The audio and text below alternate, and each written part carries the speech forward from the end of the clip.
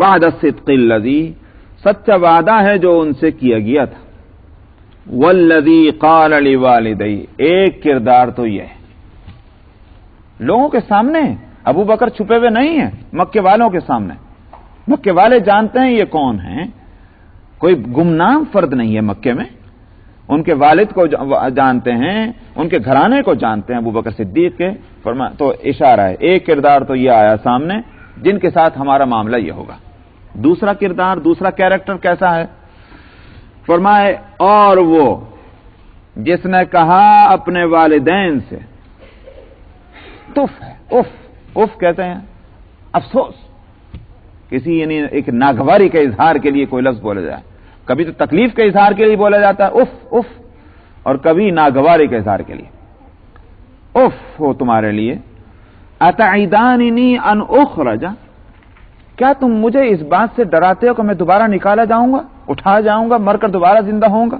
وقت خلت القرون من قبلی، حالانکہ کتنے مدتیں گزر چکی ہیں لوگوں کو مرے ہوئے، اور میں نے تو کسی کو نہیں دیکھا نکلتے ہوئے دوبارہ قبر سے اٹھ کر۔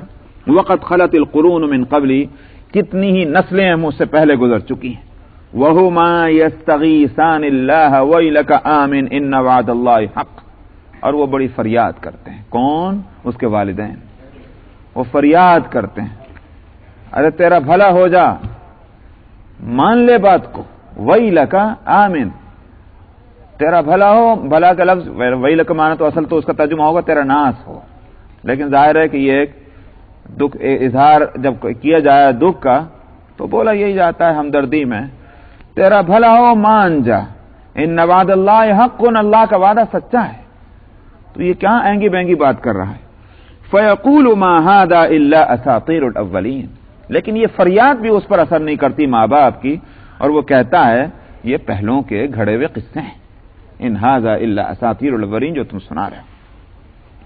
اولئک الذین حق علیہم القول، یہ کردار جو ہے اس کو متعین کرنے کی ضرورت نہیں، اس لیے کہ مکے میں بے شمار لوگ ہیں جو یہ کردار رکھتے ہیں، خاص طور پر جن لوگوں کے والدین مسلمان ہو گئے۔ واقعتاً وہاں معاشرے میں اس وقت صورتحال یہ تھی، کسی کے ماں باپ مسلمان ہو گئے، اولاد نہیں مان رہی، اولاد مسلمان ہو گئی تو ماں باپ نہیں مان رہے، شوہر مسلمان ہو گیا تو بیوی نہیں مان رہی، بیوی مسلمان ہو گئی تو شوہر نہیں مان رہا ہے۔ یہ وہ کردار ہے، ان کو خاص طور پر بتایا جا رہا ہے کہ ماں باپ کے ساتھ بھی ان کا کیسا دکھ بھرا جو ہے برتاؤ ہے۔ تو ایک کردار وہ تھا، ایک کردار ہی ہے۔ اس کے لیے کیا فرماتے ہیں؟ فرمایا اولئک الذین حق علیہم القول فی امم قد خلت من قبلہم من الجن والانس، یہی وہ لوگ ہیں کہ جن پر عذاب کا فیصلہ ہو چکا ہے، اور یہ انہی قوموں میں ہیں کہ جو جنات اور انسانوں میں سے ان سے پہلے گزر چکی ہیں کہ جن کے لیے عذاب کا فیصلہ ہوا۔ انہم کانوا خاسرین، یہ لوگ بڑے خسارے میں رہنے والے ہیں۔ تو یہ دو بالکل کردار مقابل کے ہیں، مکے والوں کو دیکھ لینا چاہیے۔ اب خود ہم بتا دیتے ہیں کہ بھئی اس کا کیا انجام ہونا، تاکہ تمہیں فیصلہ کرنے میں آسانی ہو کہ تم ادھر جانا چاہتے ہو یا ادھر جانا چاہتے ہو۔ وَلِكُلٍّ دَرَجَاتٌ مِّمَّا عَمِلُوا، فرمایا کہ عمل کے اعتبار سے ہر ایک کے درجے مختلف ہوں گے۔ اگر دنیا میں احوال مختلف ہیں، دنیا میں ایک شخص جو ہے کسی کو تکلیف پہنچاتا ہے، گالیاں دیتا ہے، دوسرا شخص کیا ہے، تکلیف بھی نہیں پہنچاتا، میٹھی بات کرتا ہے، لوگوں کے کام آتا ہے۔ ان دونوں کے درجوں میں فرق ہے کہ نہیں؟ ظاہر فرق ہے۔ معاشرے میں ایک کو اچھا کہتے ہیں، دوسرے کو برا کہتے ہیں۔ پھر سبحان اللہ، اللہ کے تعلق سے جن کے معاملات میں اختلاف ہوگا، دونوں کے ساتھ اللہ میاں ایک ہی معاملہ کریں گے؟ یہ کیسے ہو سکتا ہے؟ اگر دنیا میں اعمال کی وجہ سے درجے مختلف ہوتے ہیں، آخرت میں بھی اعمال کی وجہ سے درجے مختلف ہوں گے۔ یہاں یہ سمجھ بیٹھنا نہیں سب ایک ہی طرح چلے جائیں گے، یہ تو غلط۔ وَلِكُلٍّ دَرَجَاتٌ مِّمَّا عَمِلُوا، ہر ایک کے درجے ان کے اعمال کی وجہ سے مختلف ہوں گے۔ وَلِيُوَفِّيَهُمْ أَعْمَالَهُمْ وَهُمْ لَا يُظْلَمُونَ، اور ان کے اعمال کا بدلہ پورا ملے گا، اور اس میں کوئی زیادتی ان پر نہ ہوگی۔ وَيَوْمَ يُعْرَضُ الَّذِينَ كَفَرُوا عَلَى النَّارِ، جب یہ بات ہوئی کہ اعمال اچھے، تو صاحب اگر اعمال اچھے ہیں تو ہم دیکھتے ہیں کہ کافروں میں بھی بہت اچھے لوگ ہیں، صدقہ خیرات بھی کرتے رہتے ہیں، اپنے حساب سے دان پن کرنا، سچ بھی بولتے ہیں اور حاجت مندوں کی حاجتیں پورے کرتے ہیں، پریشان حالوں کی پریشانیوں میں کام آتے ہیں، سچ بولتے ہیں، بہت سی اچھائیاں کرتے ہیں۔ اگر اعمال کی بنیاد پر ہی درجے مختلف ہوں گے تو ایک مسلمان وہ ہے کہ جو کسی سے تکلیف پہنچتی ہے اس کی ذات ہے، گالیاں دے دی، کسی کو تھپڑ مار دیا، کسی کو یہ کر دیا، کسی کو وہ کر دیا، اس کے مقابلے میں ایک کافر وہ ہے کہ جس سے کوئی پریشانی نہیں، دیکھنے میں تو یہ ہے کہ اس کا عمل خراب ہے، اس کا عمل اچھا ہے۔ تب اس صورت میں اگر اعمال کی بنیاد پر درجے مختلف ہوں گے تو اس مسلمان کو جہنم میں جانا چاہیے، اس کافر کو جنت میں جانا چاہیے۔ کیا یہی ہوگا؟ اس کے لیے فرمایا کہ وَيَوْمَ يُعْرَضُ الَّذِينَ كَفَرُوا عَلَى النَّارِ، جب کافروں کو جہنم پر لے جایا جائے گا تو پھر وہاں ہو سکتا ہے کہ ان کے ذہن میں یہ سوال آئے، میں نے دنیا میں یہ کیا تھا، یہ کیا تھا، یہ کیا تھا، مجھے اس کے باوجود جہنم میں لے جایا جا رہا ہے، اور یہ جو حضرت ہیں یہ جا رہے ہیں جنت میں، انہوں نے تو میرے سے زیادہ خرابیاں کی تھی، یہ کیا تماشا ہے؟ تو وہاں ان کو کہا جائے گا اذهبتم طیباتکم فی حیاتکم الدنیا، کیوں صاحب ہم نے دنیا میں تم پر مہربانیاں کی تھی، تم نے اچھائیاں کی، ہم نے بھی تو نعمتیں دی تھی تم کو، اور ان نعمتوں سے تم نے فائدہ اٹھایا دنیا میں، واستمتعتم بها، دنیا میں تم کو نعمتیں دی، تم نے لے لی، اس سے تم نے فائدہ اٹھا لیا، تیرا حساب تو صاف ہو گیا، تم نے اچھائیاں کی، ہم نے نعمتیں دے دی۔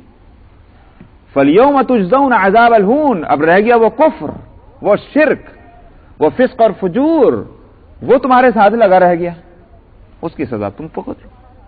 فَالْيَوْمَ تُجْزَوْنَ، آج تم کو جزا دی جائے گی ذلیل عذاب کی، ذلت والے عذاب کی، کیوں؟ اس لیے کہ تم تکبر کیا کرتے تھے دنیا میں، وَبِمَا فِي الْأَرْضِ بِغَيْرِ الْحَقِّ، زمین میں ناحق تکبر کرتے تھے۔ تکبر کیسا؟ اس لیے تکبر تھا کہ میں ان کی بات مان جاؤں، ہرگز نہیں، یہ تو میری شان کے خلاف ہے، میں نہیں ماننے کا۔ ایمان نہ لانے کی وجہ سب سے بڑی انسان کے نفس کے اندر وہ احساس ہے بڑائی کا کہ جو اس کو کسی بھلے آدمی کی بات ماننے نہیں دیتا۔ رات دن ہم اپنے معاشرے اور سوسائٹی میں دیکھتے ہیں نا بھائی، سمجھ میں آیا کہ صاحب آپ تقریر کر جائیے، سارے دلیلوں سے بتا دیجئے کہ جو یہ کام معاشرے میں ہو رہا ہے، سوسائٹی میں ہو رہا ہے، کمیونٹی میں ہو رہا ہے، ہمارے گھروں میں ہو رہا ہے، آپ کے گھر میں ہو رہا ہے، یہ سب غلط ہے، یہ رسم اور رواج جو ہیں یہ خلاف شریعت ہے۔ دلائل سے بول جائیے، تب کیا مانتے ہیں؟ کیوں نہیں مانتے؟ ظاہر ہے کہ اس میں جہاں اور وجہیں سب ہوں گی، اس میں ایک وجہ یہ بھی ہے صاحب بلا میں ان کی بات مان جاؤں اور اپنے سارے طریقے کو میں جو ہے ایک آدمی کے کہنے پر میں چھوڑ دوں، اسی کو قرآن کہتا ہے کہ تکبر ہے۔ یہ تو میں نے ایک مثال دی کیونکہ ہم لوگ جن حالات سے گزرتے ہیں، ورنہ تو جو کافروں کا معاملہ ہے اس کو اللہ جانتے ہیں، اس کو ہم نہ جانتے ہوں چاہے، فرمایا یہ تکبر کرتے تھے دنیا میں، اور ناحق، کیونکہ تکبر کا کوئی حق نہیں تھا ان کو، اس لیے ناحق فرمایا۔ وَبِمَا كُنْتُمْ تَفْسُقُونَ، اور اس وجہ سے بھی یہ عذاب تم کو ملنا ہے کہ تم نے نافرمانی کی تھی۔ نافرمانی اللہ کے حکم کے، سب سے بڑی نافرمانی تو اللہ کی ذات اور صفات کو نہ ماننا ہی ہے، اس سے بڑھ کر اور کیا نافرمانی ہوگی۔ تو یہ ہوا، اس کے معنی یہی ہوئے کہ جزا جو ہے وہ جنت کی وہ خصوصیت سے متعین ہے ایمان والے کے واسطے۔ ایمان والے اور کافر کی مثال ایسی ہے کہ جیسے وفادار اور ایک باغی، مد مقابل، یہ ہے مثال۔ وفادار جو ہے، جو یہ کہتا ہے ہم آپ کے ہیں، وہ ہے وفادار۔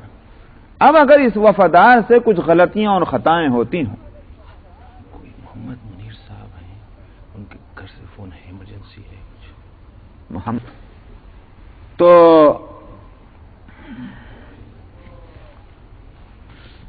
میں نے کہا کہ وفادار کی کوئی شخص وفادار ہے کسی کا تو اس کی اور کوئی لغزشیں، خطائیں ہوں گی، غلطیاں ہوں گی، معاف کیا جا سکتا ہے۔ لیکن اگر کوئی شخص مد مقابل ہے، وہ وفاداری کا کوئی اعلان نہیں کرتا، وہ کہتا ہے میں مانتا ہی نہیں آپ کو، اس کے ساتھ آپ کیسے ہم مہربانی کریں گے؟ وہ مہربانی کا مستحق ہوگا کیسے؟ ٹھیک یہی صورت ایک کافر اور اس کی ہے جو مومن نہیں ہے. مومن نہیں ہے وہ مانتا ہی نہیں، نہ اللہ کو مانتا ہے جیسے ماننا چاہیے.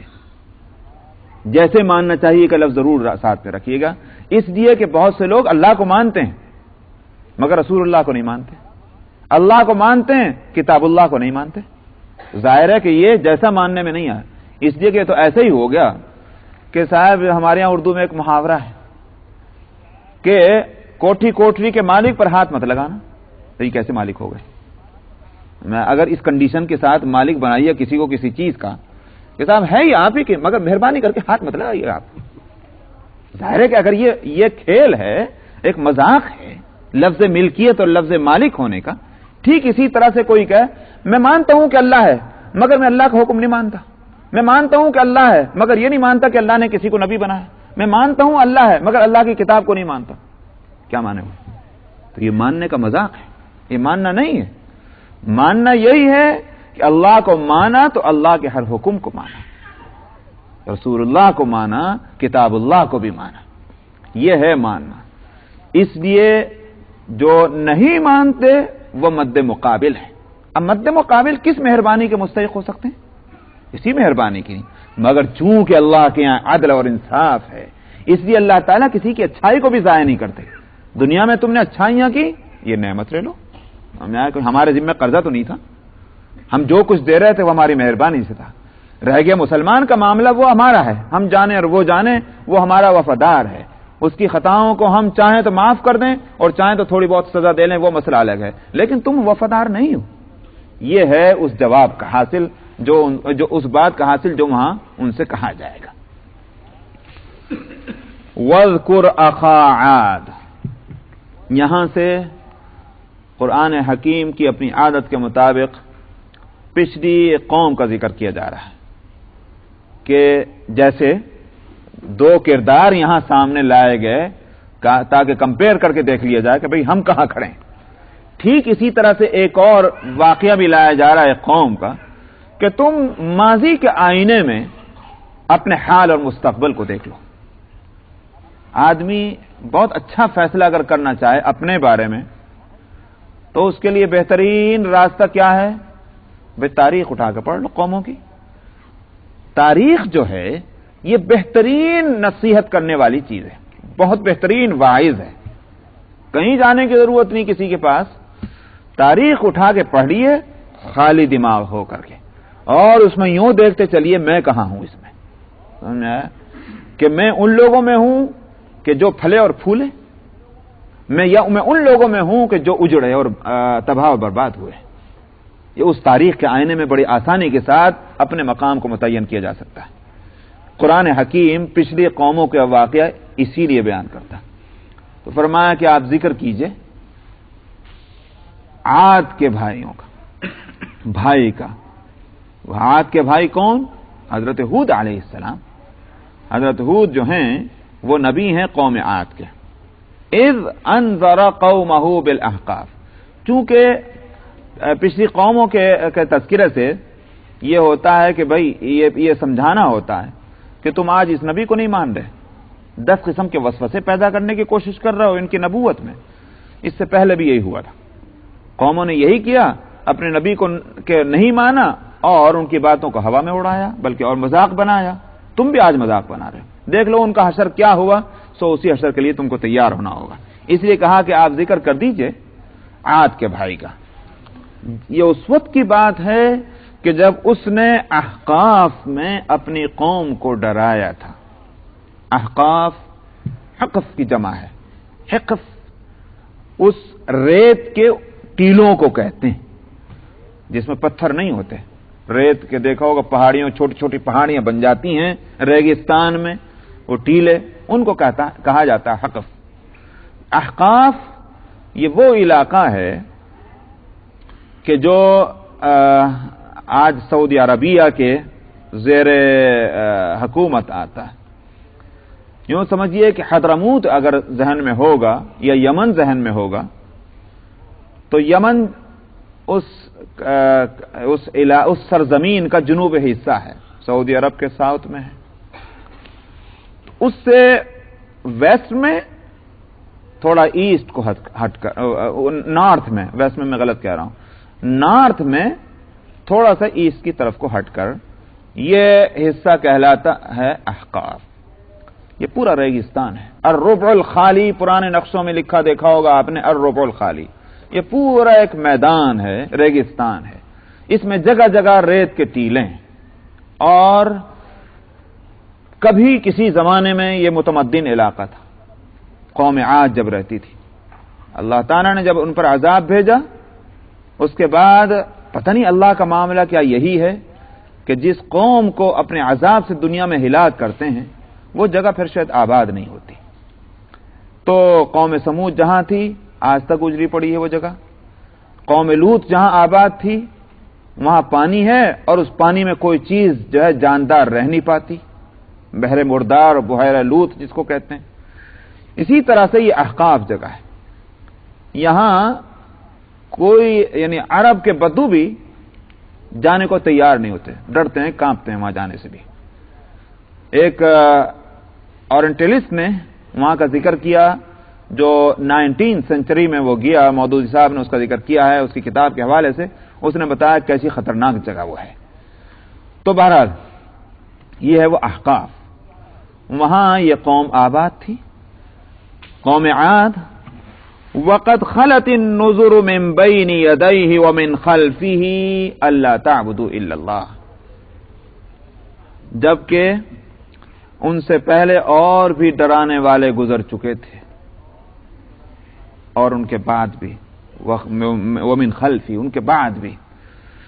یہ ضروری نہیں کہ انہی قوم میں گزرا، ہو سکتا ہے اسی قوم میں ان سے پہلے گزر چکے ہوں، حضرت ہود علیہ السلام سے پہلے. اور یہ بھی ہو سکتا ہے کہ ادھر ادھر، بھئی ڈھکی چھپی تو نہیں رہتی بات. پڑوسیوں کے پڑوس میں جو ملک ہے، پڑوس میں جو قومیں آباد ہیں، ان کے احوال تو معلوم ہوتے ہی رہتے ہیں ایک دوسرے کو. تو یہ کوئی نئی بات نہیں تھی کہ حضرت ہود علیہ السلام کا قوم عاد میں آنا. قوم عاد جانتی تھی کہ اور بھی انبیاء اس سے پہلے آئے اور ان کے بعد بھی آئے. اللہ تعبدوا الا اللہ. کس چیز کو سب لوگوں نے پہنچایا اپنی قوموں تک، اپنی امتوں کو تک؟ کہ تم اللہ کے سوا کسی کی عبادت نہ کرو گے. انی اخاف علیکم عذاب یوم عظیم. حضرت ہود علیہ السلام نے یوں کہا تھا، مجھے ڈر لگتا ہے تمہارے خلاف اللہ کے بڑے دن کے عذاب کا، اس لیے تم اللہ کی عبادت کرو، شرک اور بت پرستی سے باز آ جاؤ. قالوا اجئتنا لتأفکنا عن آلہتنا. انہوں نے کیا کیا جو مکے والے کر رہے تھے. انہوں نے کہا کیا تو ہمارے پاس اس لیے آیا ہے کہ جن ہمارے معبودوں سے تو ہم کو ہٹا دے، ہم یہ سب چھوڑ دیں اپنا سارے دھندا. فأتنا بما تعدنا ان كنت من الصادقین. ٹھیک ہے، بات مختصر یہ ہے کہ جن چیزوں سے آپ ہم کو ڈرا رہے ہیں لے آئیے، وہ کہاں ہے وہ عذاب، لے آئیے. فأتنا بما تعدنا ان كنت من الصادقین. لائیے وہ جس سے آپ ہم کو ڈراتے ہیں اگر آپ سچے لوگوں میں. قال انما العلم عند اللہ. انہوں نے کیا کہا؟ انہوں نے وہی فرمایا جو ایک نبی کو فرمانا تھا، ایک حق پرست کو جو کہنا تھا. میں کہ جس چیز سے میں نے تمہیں کو ڈرایا ہے، جس چیز کا مجھ کو ڈر لگا ہوا ہے تمہارے تعلق سے عذاب کا، عذاب تو آنا یقینی ہے، مگر کب وہ میں نہیں جانتا. اس کا علم اللہ کے پاس. جو نافرمانوں کو سزا تو ملتی ہے یہ تو میں جانتا ہوں، اسی کا مجھے بھی ڈر ہے، لیکن وہ سزا کب ملے گی یہ نہیں میں جانتا. انما العلم عند اللہ. علم اللہ کے پاس. وَأُبَلِّغُكُم مَّا أُرْسِلْتُ بِهِ. میرا کام تمہیں وہ پیغام پہنچانا تھا کہ جو جس پیغام کو مجھ کو دیا گیا تو میں نے پہنچا دیا تم تک وہ پیغام کو جو مجھ کو دے کر بھیجا گیا. وَلَكِنِّي أَرَاكُمْ قَوْمًا تَجْهَلُونَ. مگر تم تو مجھے بڑے جاہل قوم معلوم ہوتے ہو. بجائے اس کے کہ تمہیں سمجھنا چاہیے، سمجھنے کی کوشش کرنی چاہیے، نصیحت حاصل کرنی چاہیے، الٹا یوں کہتے ہو لاؤ جی عذاب مانگنے کی چیز ہے. اس سے بڑھ کر اور جہالت کیا ہوگی؟ تم سوچنے سمجھنے کی بجائے الٹی اپنے لیے تباہی مانگ رہے ہو. فَلَمَّا رَأَوْهُ عَارِضًا مُسْتَقْبِلَ أَوْدِيَتِهِمْ. کیا ہوا؟ اس ریگستان میں جہاں پانی کی بڑی تنگی، اوپر سے جو ہے عرصے سے بارش نہیں ہوئی، قحط پڑا ہوا ہے، پانی کی قلت ہے. دیکھا ایک روز کے بادل اٹھا چلا آ رہا ہے اس وادی اس ریگستان کی طرف بادل.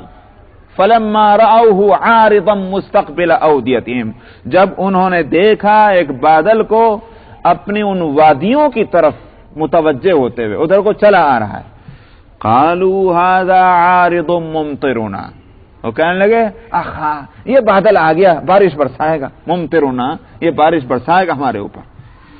بل ہوا مستعجلتم به، اجی یہ بارش نہیں برسائے گا، یہ تو وہ ہے جس کی تم جلدی کرتے تھے، کہتے تھے لاؤ عذاب لاؤ عذاب، یہ وہ ہے. بل ہوا مستعجلتم به، یہ اللہ کی طرف سے آواز سنا دی گئی. ریح فیہا عذاب علیم، یہ بادل نہیں ہے بارش والے، یہ ہوا کا طوفان ہے. فیہا عذاب علیم، جس میں بڑا دردناک عذاب ہے. پھر وہ کیا ہوا، وہ طوفان کیسا آیا، دوسری جگہ اس کا تذکرہ ہے. فارسلنا علیہم ریحا صرصرا فی یوم نحس مستمر، ایک منحوس دن تھا وہ کہ جس میں ہم نے ان کے حق میں، وہ منحوس دن تھا کہ جس میں ہم نے وہ ہوا بھیجی تھی. دوسری جگہ اس کے لیے فرمایا کہ ارسلنا علیہم 7 لیال و8 ایام حسوما، ہم نے 7 دن اور 8 راتیں وہ ہوا کا طوفان بھیجا تھا. تنزع الناس کانہم اعجاز نخل منقعر، وہ لوگوں کو اکھاڑ اکھاڑ کر اس طرح سے پھینکا جیسے زمین سے کوئی ہوا کا طوفان درختوں کو اکھاڑ اکھاڑ کر پھینک رہی. اس طرح سے اس قوم کو تباہ کیا گیا. بعض مفسرین کہتے ہیں کہ یہ ہوا کے 2 جھٹکے آئے تھے. ایک جھٹکا آیا سب گرے اور اوپر سے وہ ریت آ کر کے وہ ٹیلے بن بن کر کے ان کے اوپر اپنا بوجھ بن کر ٹھہر گئے. نتیجہ اس کا کیا ہوا، دم نکل گئے. 7 دن کے بعد پھر جو ہے وہ ہوا کا طوفان ایک زبردست پھر آیا اور اس کے بعد وہ ان ٹیلوں کو وہاں سے وہ اس نے ہٹایا تو ہڈیوں کے ڈھانچے نکل آئے. تو یہ اس طرح سے اس قوم کو رہ گئے. حضرت ہود علیہ السلام اور مؤمنین ان کو خاص طور پر ہدایت مل گئی کہ تم اپنے لیے ایک جگہ متعین کر لو. چنانچہ حضرت ہود علیہ السلام اپنے مؤمنین کو لے کر کے انہوں نے وہیں میدان میں ایک جگہ اپنا ٹھکانہ کر لیا کہ اور حصار کھینچ دیا کہ بس اس ایریے سے باہر مت نکلنا، یہیں رہنا میرے ساتھ کے ساتھ ہی. ان کے اوپر سے وہ ہوا گزرتی تھی بڑی فرحت بخش ہو کر کے، بہت سکون پہنچاتی ہوئی، اور اس ایریا کے باہر وہ تباہی مچا رہی تھی وہ ہوا. تو دیکھو گے نا وہ بگولے جو کیا کہتے ہیں اسے، وہ جو ہوا نو جناچتی ہوئی ہر چیز کو اٹھاتی اور پھینکتی ہے. تو میں آیا ایک دفعہ دلی میں وہ آئی تھی وہ ہوا، تو اللہ کی پناہ ادھر سے اٹھا کر وہ 4 ویلر آٹو رکشا دیوار کو پھلان کر ادھر پیچھے کے دوسرے روڈ پہ لے جا کے ڈال دیا پیسنجر کے ساتھ. سمجھ میں آیا، اس طرح سے وہ ہوا کے بگولے آتے ہیں. تو اللہ تعالیٰ نے وہ کتنے بگولے بھیجے ہوں گے اس قوم کو تباہ کرنے کے لیے، اللہ کو معلوم. فرمایا کہ تدمر كل شيء بأمر ربها، ہر چیز کو اس ہوا نے اپنے رب کے حکم سے تہس نہس کر ڈالا. فاصبحوا لا يرى الا مساكنهم، ان کی حالت بس یہ ہو گئی کہ ان کے رہنے کی جگہ کے سوا کچھ نظر نہیں آتا. لا يرى الا مساكنهم كذلك نجزي القوم المجرمين، ہم اسی طرح سے جزا دیا کرتے ہیں مجرم قوم کو. تو اس کا مطلب کیا ہوا، اگر تمہارا حال بھی وہی ہے، تم بھی نبی کی نہیں بات مان رہے ہو، تو کیا تم مطمئن ہو سکتے ہو کہ تم پر اس طرح کا عذاب نہیں آ سکتا؟ فرمایا وَلَقَدْ مَكَّنَّاهُمْ فِي مَاءٍ مَكَّنَّاكُمْ فِيهِ، ہم نے تو ان کو ایسا ٹھکانہ دیا تھا جیسا تم کو بھی نہیں دیا ہے. فِي مَاءٍ مَكَّنَّا، ان جو ہے یہ نفی کے لیے، تم کو بھی ہم نے ایسی طاقت، ایسی قوت، ایسی دولت ہم نے تم کو بھی نہیں دے رکھی جیسے ان کو دی تھی. اس لیے کہ بڑا سرسب شاداب علاقہ تھا. میں نے کہا آپ سے کہ جو آج ریگستان ہے کہ جس میں وہاں کے قرب و جوار کے عرب بدو بھی جانا نہیں چاہتے، جو چیز ڈالیے وہ ریت کے اندر دھستی چلی جاتی ہے. آج بھی جو علاقہ آج ایسا ہے وہ کبھی بڑا سرسبز اور شاداب تھا. سمجھا، لہلہاتی کھیتیاں تھیں، وہاں تمدن تھا، سویلائزیشن تھا وہاں آج بالکل میدان پڑا ہوا ہے. تو اس لیے فرمایا کہ ہم نے ان کو وہ سب کچھ ان کو دیا تھا جو تم کو بھی نہیں دیا. तब तुम किस खेत की मूली हो कि तुम ये समझते हो कि हमारा कुछ नहीं बिगड़ेगा। वजअलना लहुम समअन व अबसारन व अफइदा, हमने उनको कान दिए थे ताकि हक की बातों को सुने, आंखें दी थी ताकि वह हालात का जायजा लें, और वह अफइदा सोचने समझने वाला दिल दिया था। फमा अगना अनहुम समअहुम वला अबसारुहुम वला अफइदतुम मिन शै, वो देखने को तो आंख भी थी, कान भी थी, दिल भी था, मगर जब उन्होंने उसका इस्तेमाल नहीं किया तो फिर क्या हुआ? जब वो अजाब आया अल्लाह का, यही आंख और कान और दिल जो है ये बेकार होगा, ये काम न दे सके। तो न काम आए उनके कान और उनकी आंखें और उनके दिल, कुछ भी। इज़ कानू यजहदून बिआयातिल्लाहि व हाक़ बिहिम मा कानू बिही यस्ताज़िऊन, इसलिए कि ये अल्लाह की आयतों का इंकार करते थे और वो उसी चीज से इनको साबका पड़ा कि जिसका ये मजाक उड़ाया करते थे। मजाक कह का उड़ाते थे? अल्लाह के अजाब का। वही सामने आके खड़ा हो गया। वलक़द अहलकना मा हौलकुम, बस यहीं तक पढ़ा था भाई, वक्त भी हो गया। अल अहकाफ आयत नंबर 27।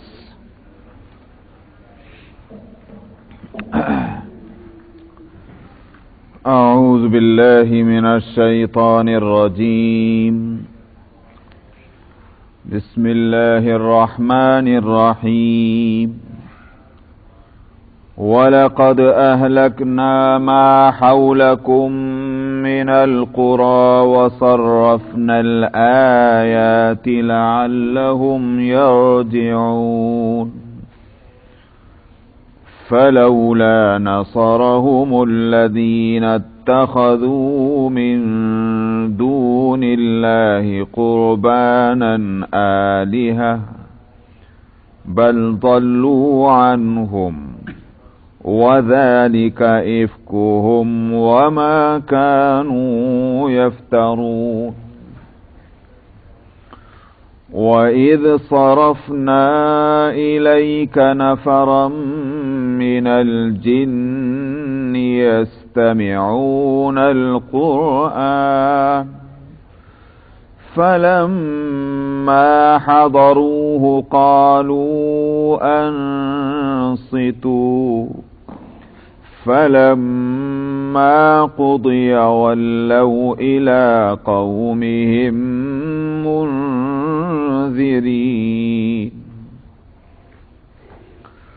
क़ालू या क़ौमना इन्ना समिअना किताबन उन्ज़िल मिन बअदि मूसा मुसद्दिक़न लिमा बैन यदैहि यहदी इलल हक़्क़ व इला तरीक़िम मुस्तक़ीम। या क़ौमना अजीबू दाዒय अल्लाहि व आमिनू बिही यग़फ़िर लकुम मिन ज़ुनूबिकुम व युजिरकुम मिन अज़ाबिन अलीम। वमन ला युजिब दाዒय अल्लाहि फलैस बिमुअजिज़िन फिल अर्दि वलैस लहू मिन दूनिही औलिया उलाइक फी ضलालिम मुबीन। अवलम यरौ अन्ना अल्लाह अल्लज़ी ख़लक़स-समावाति वल-अर्द वलम यअय बिख़ल्क़िहिन्न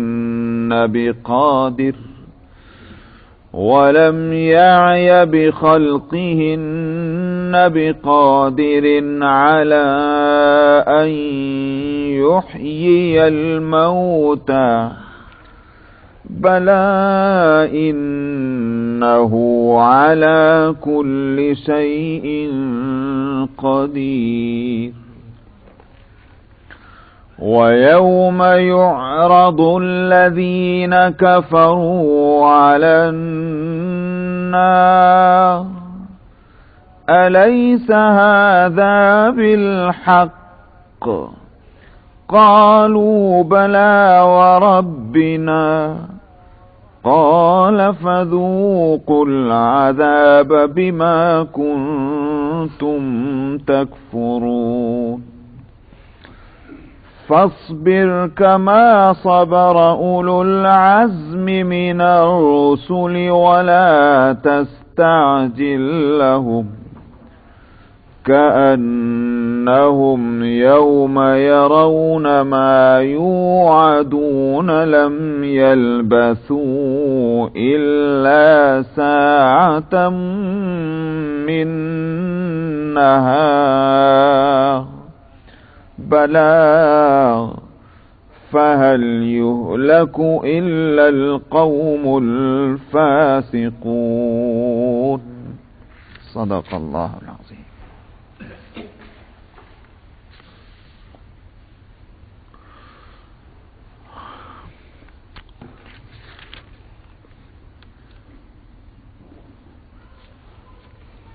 گزشتہ رکوع میں قوم عاد کا ذکر آیا جن کی آبادیاں اپنے محل وقوع کے لحاظ سے مکے سے کوئی زیادہ دور نہیں تھی. اگرچہ بہت پرانے زمانے کی قوم ہے لیکن مکے والے ان کے نام سے اور ان کے حالات سے واقف ہیں، اس لیے ان کا ذکر آیا تھا. یہاں فرماتے ہیں کہ ایک قوم عادی کا کیا ذکر، وَلَقَدْ أَهْلَكْنَا مَا حَوْلَكُمْ مِنَ الْقُرَىٰ، تمہارے چاروں طرف کتنی بستیاں ہیں جن کو ہم نے ہلاک کیا ہے. قوم عاد، قوم سمود، قوم شعیب، قوم لوط، یہ ساری بستیاں وہ ہیں کہ جن سے مکے والے اس لحاظ سے واقف ہیں کہ جہاں یہ قوم آباد تھیں مکے کے تاجر وہاں جاتے آتے تھے، گزرتے تھے ان راستوں سے، اس لیے ان سے واقف ہیں. فرمایا کہ ہم ہلاک کر چکے ہیں ان بستیوں کے جو تمہارے گرد و پیش تھیں. ما حولکم وصرفنا الآیات لعلہم یرجعون، اور ہم نے پھیر پھیر کر آیتوں کو بیان کیا تاکہ یہ لوٹیں. لوٹنے کا مطلب کیا ہوا؟ یہ ایک لفظ ہے یہاں یرجعون، تاکہ یہ لوٹیں. لوٹنے کا لفظ کب بولا جاتا ہے؟ جانے کا لفظ تو عام ہے، آپ گھر جا رہے ہیں تو بھی کہتے ہیں جا رہے، آپ گھر سے کہیں اور جا رہے تب بھی بول سکتے ہیں جا رہے. جانا جو ہے یہ تو ایک عام لفظ ہے، لیکن لوٹنا جو ہے اس میں یہ مفہوم پایا جاتا ہے کہ آپ کہیں چلے گئے تھے ٹھکانے سے دور، وہ ٹھکانہ نہیں جہاں آپ گئے ہیں، وہاں سے جب آپ اپنے ٹھکانے کی طرف آتے ہیں تو اس کو کہتے ہیں لوٹنا. سمجھ آئی نہیں بات؟ مثال کے طور پر آپ سفر میں جا رہے ہیں، کوئی نہیں کہتا آپ لوٹ رہے ہیں، یہ جانا ہے. لیکن آپ سفر سے جب آپ اپنے گھر کو آتے ہیں تو آپ کہتے ہیں یہ ہے لوٹنا.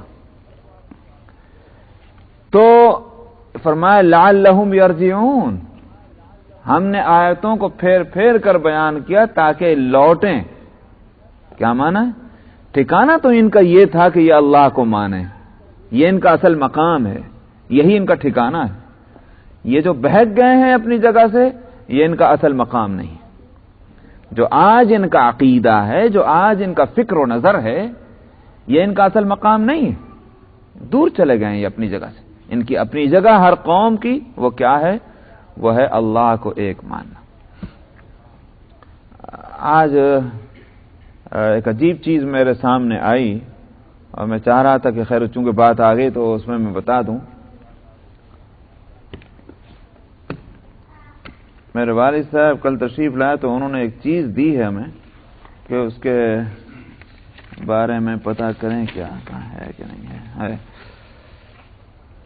یعنی اس کو میں کہہ رہا ہوں کہ اصل ٹھکانہ یہ ایک ہندوستان کے اخبار میں جو کمیونسٹوں کا اخبار ہے بلڈز، بہت مشہور ہے، اردو اور انگلش میں آتا ہے.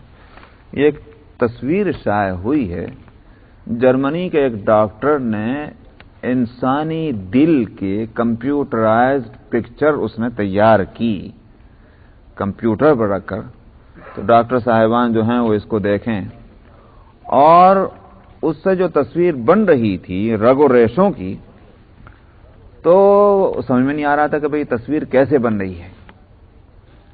بہت سے لوگوں کو دکھایا، کسی کے سمجھ میں نہیں آیا۔ سنو، اس میں لکھا ہے، جو یہاں تفصیل ہے اس میں، کہ جو ایک عرب کو دکھایا تو اس نے بڑے غور سے اس کو جو پڑھا تو کلمہ طیبہ پورا بن رہا ہے، لا الہ الا اللہ اور محمد الرسول اللہ، جو بڑی رگ جا رہی ہے، اس سے تو بن رہی ہے جو تصویر لا الہ الا اللہ کی، اور دل کے اوپر جو رگیں بن رہی ہیں اس سے بن رہی ہے تصویر محمد الرسول اللہ کی۔ یہ وہ اسی کمپیوٹر سے جو تصویر بنتی ہے، یہ اس کا یہ اخباری وہ ہے چربہ۔ خیر، اب پتہ نہیں یہ کہاں تک ہے، اور وہ کہتے ہیں کہ ہر دل کی یہی حالت ہے، ہر انسانی دل کی یہی حالت ہے۔ ہو سکتا ہے اللہ تعالیٰ نے قرآن حکیم میں ایک چیز فرمائے ہے، فَأَلْهَمَهَا فُجُورَهَا وَتَقْوَاهَا۔ اس پر ہر دور میں اس آیت پر لوگوں نے گفتگو کی، ہر دور میں۔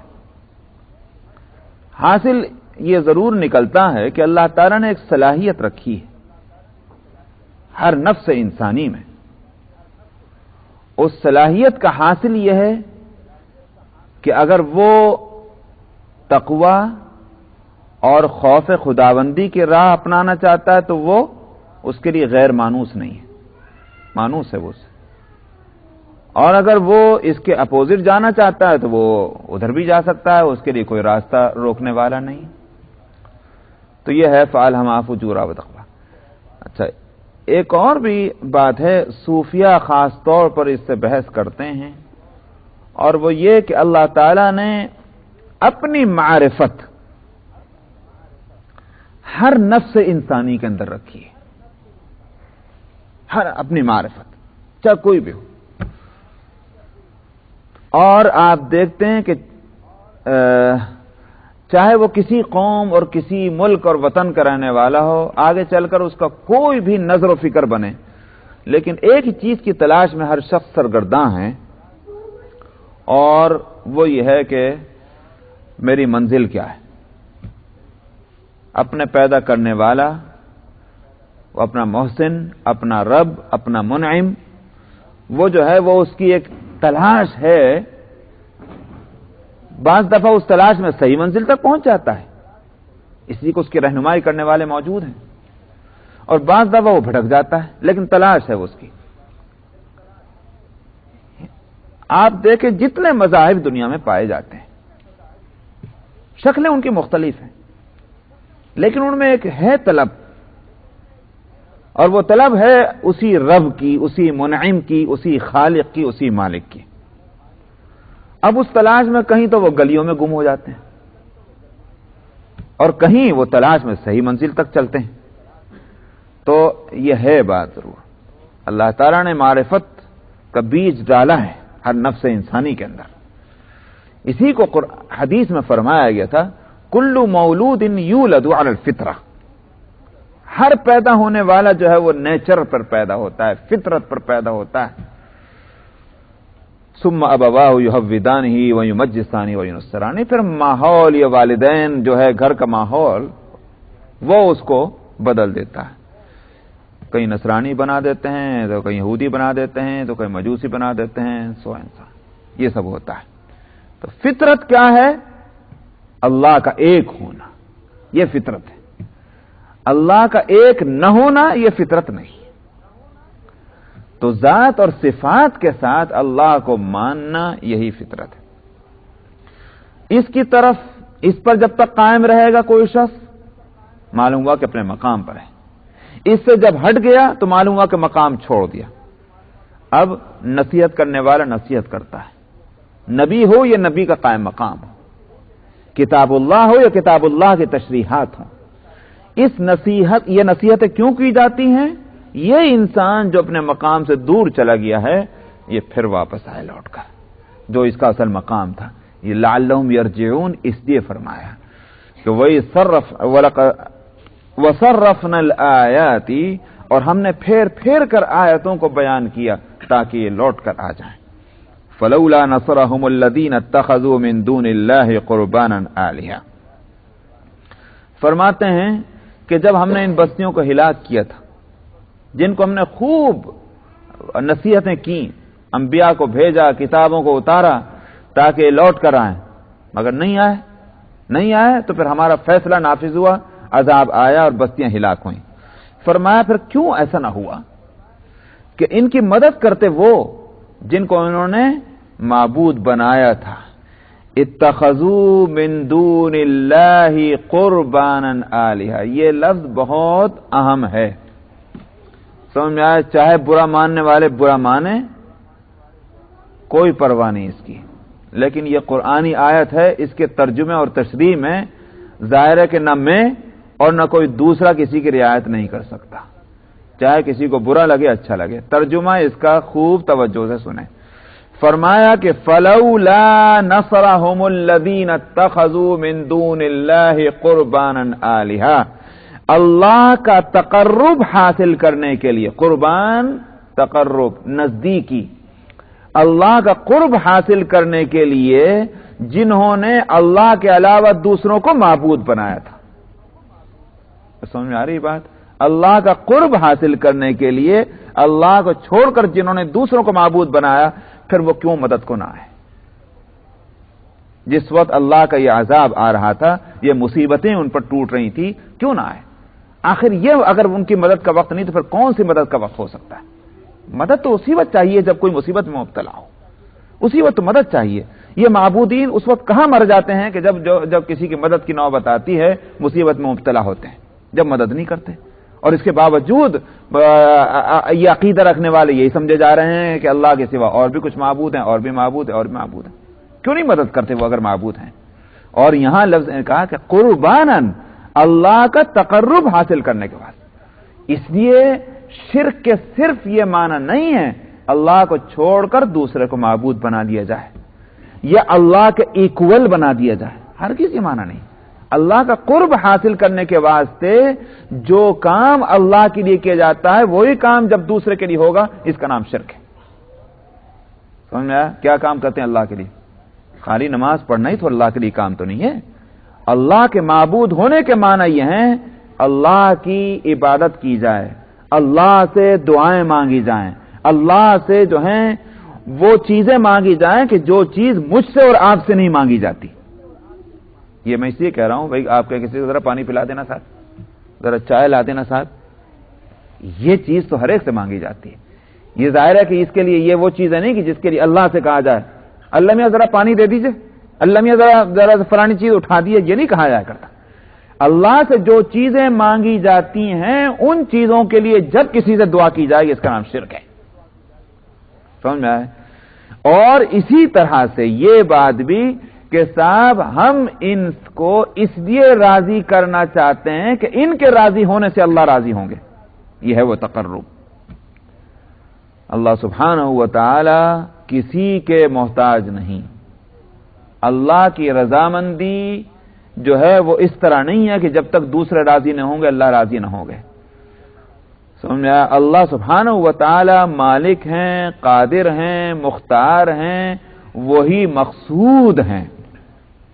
دیکھ لیجئے آپ تصوف کی کتابیں پڑھا کیجئے، تصوف کی کتابوں میں غالباً ابو القاسم قشیری کی کتاب ہے، اور تمام بزرگان دین جو ہیں صحیح طور پر جو علم اور معرفت کی بنیاد پر جو بیعت کرتے ہیں اور خلافت دیتے ہیں، ان کے ہاں اس کتاب کا مطالعہ ضروری ہے.